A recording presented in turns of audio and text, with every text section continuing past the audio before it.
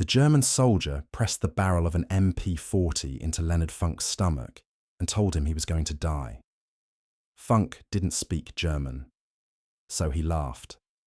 What happened in the next 45 seconds would become one of the most documented and least known acts of individual combat in the entire Second World War. 21 German soldiers, 1 American, a Thompson submachine gun, and a decision made in a fraction of a second that defied every reasonable calculation of survival.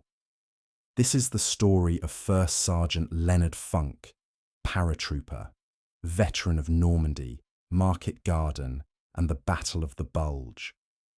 The most decorated soldier in the 82nd Airborne Division, a unit that did not produce that distinction cheaply.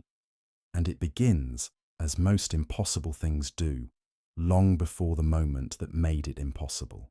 But Leonard Funk was born on August 27, 1916, in Braddock, Pennsylvania. Coal country, steel country, the kind of place that produced men with a particular relationship to difficulty, not one of fear, but of familiarity. He was 24 years old when the Army drafted him in June 1941, months before the Japanese attacked Pearl Harbor on December 7th of that year. He was assigned to the 82nd Infantry Division, which in August 1942 was redesignated the 82nd Airborne. Funk volunteered for the Paratroopers.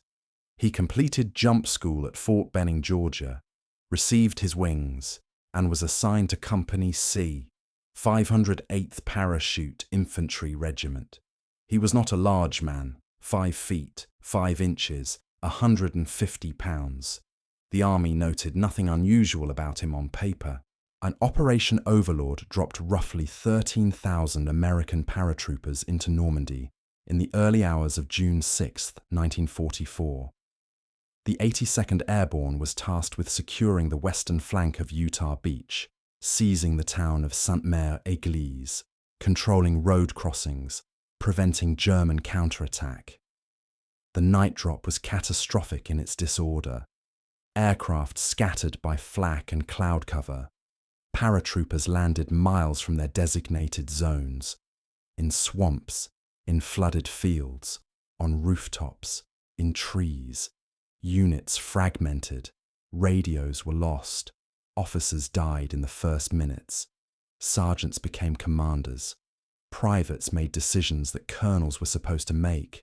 Funk landed in the confusion and began doing what paratroopers in chaos do. He found his men, consolidated what he could, and moved toward the objective. In the days that followed, he distinguished himself.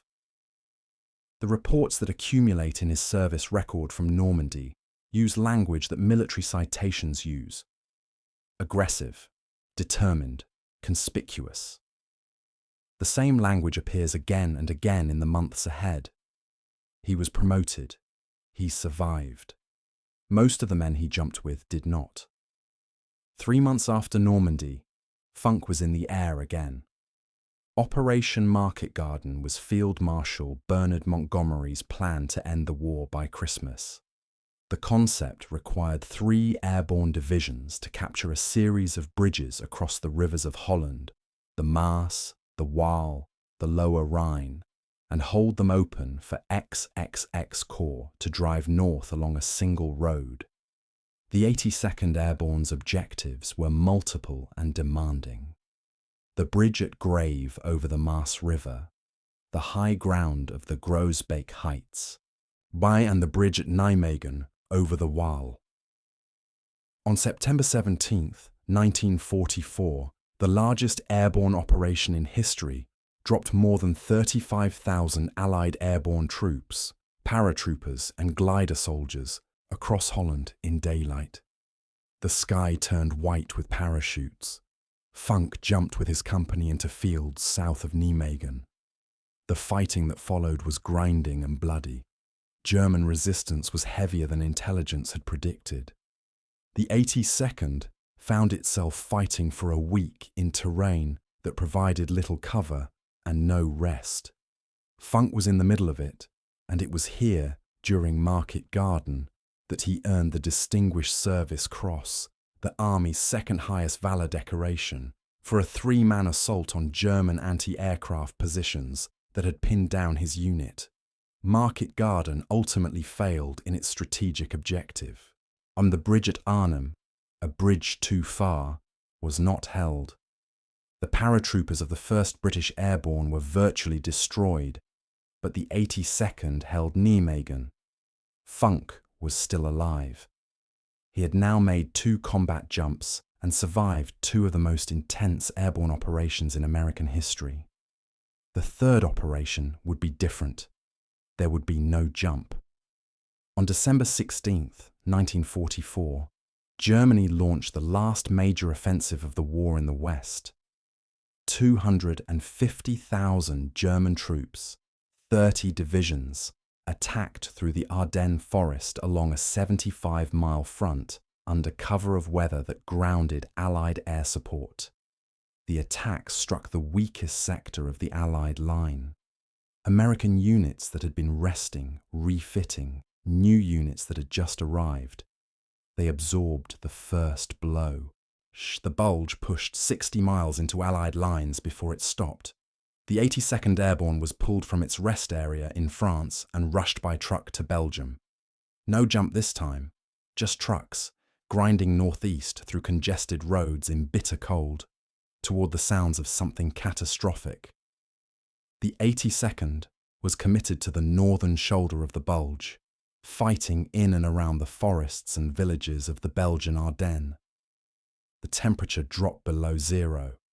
The snow was persistent, supply lines were tenuous, casualties from frostbite rivaled casualties from German fire. Funk and the 508th were fighting in this landscape through December and into January.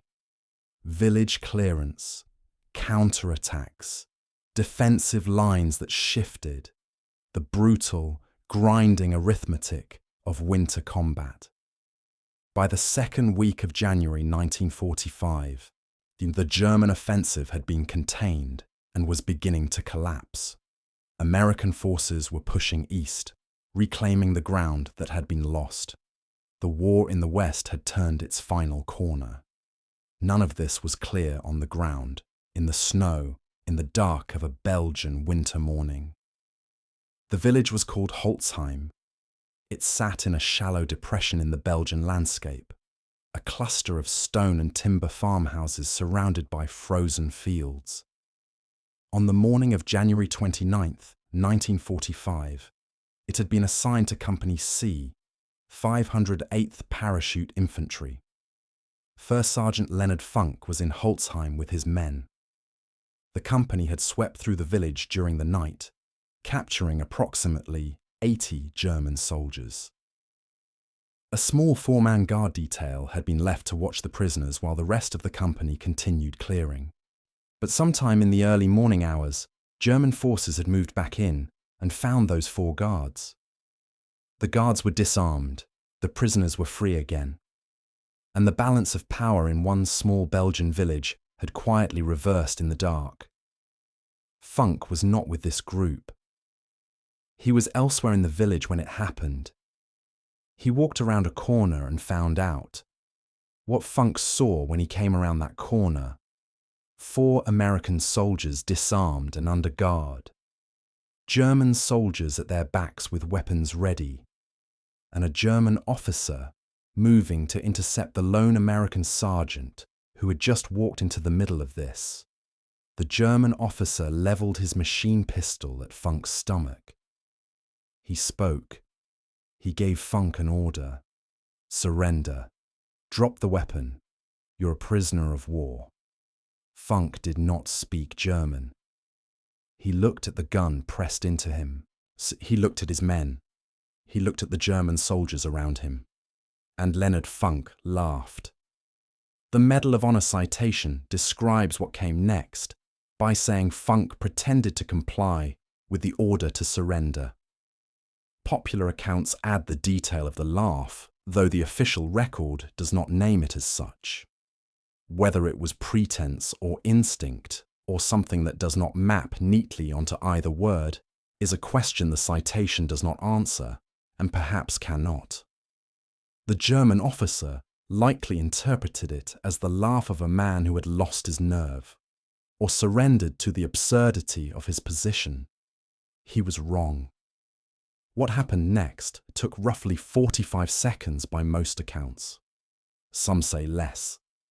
Funk raised his Thompson submachine gun, still moving as if complying with a gesture, and opened fire on the German officer. He moved. Funk was already emptying the Thompson when he started clearing the nearest guards. He burned through the magazine, ejected it, reloaded, a practiced action, a muscle memory action, the kind of reload that becomes automatic only through the kind of training that the 82nd Airborne was known for. He kept firing.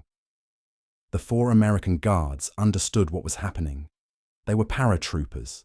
They had been disarmed, but the situation had changed. They moved. When it was over, 21 German soldiers were dead. The remaining German force, confronted with the collapse of the ambush and the recovery of the prisoners, broke and retreated.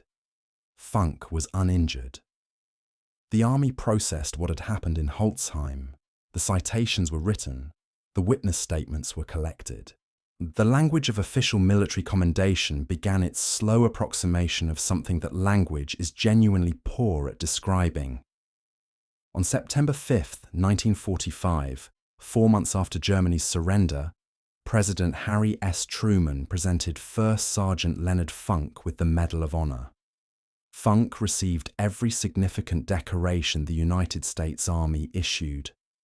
The Medal of Honor, the Distinguished Service Cross, the Army's second highest valor award, earned at Market Garden, the Silver Star, the Bronze Star, 3 Purple Hearts, the Croix de Guerre from France, and decorations from Belgium and the Netherlands as well.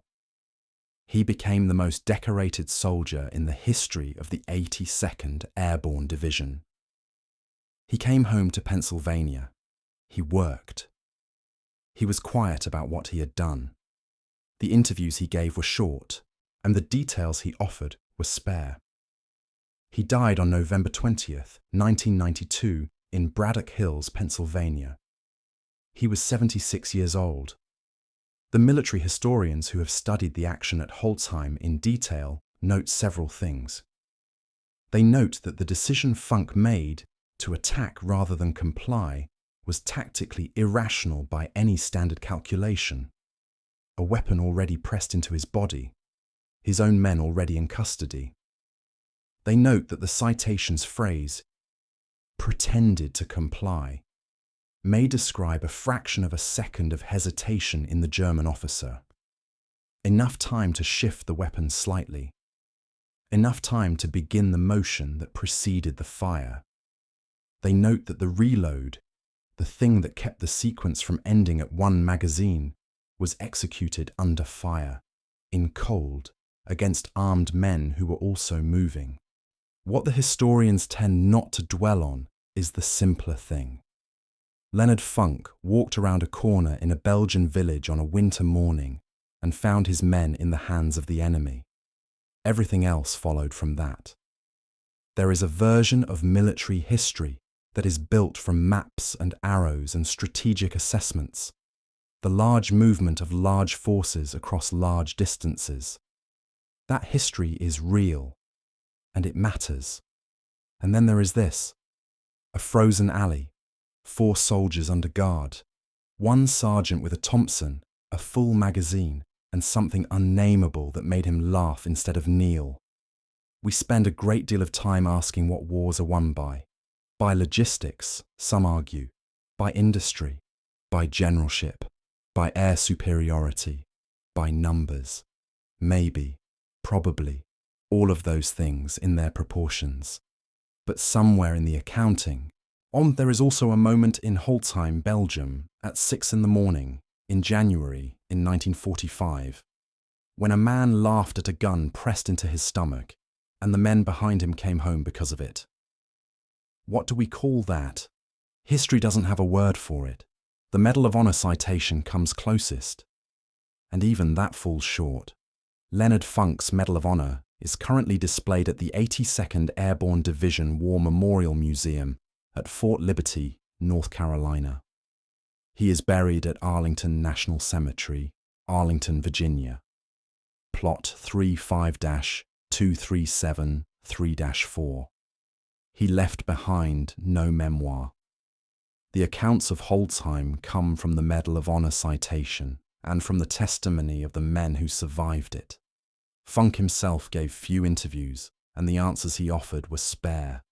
If this story is new to you, it shouldn't be. But that's why we're here. Subscribe. Ring the bell if you want more stories. The history book skipped. The next one is already waiting.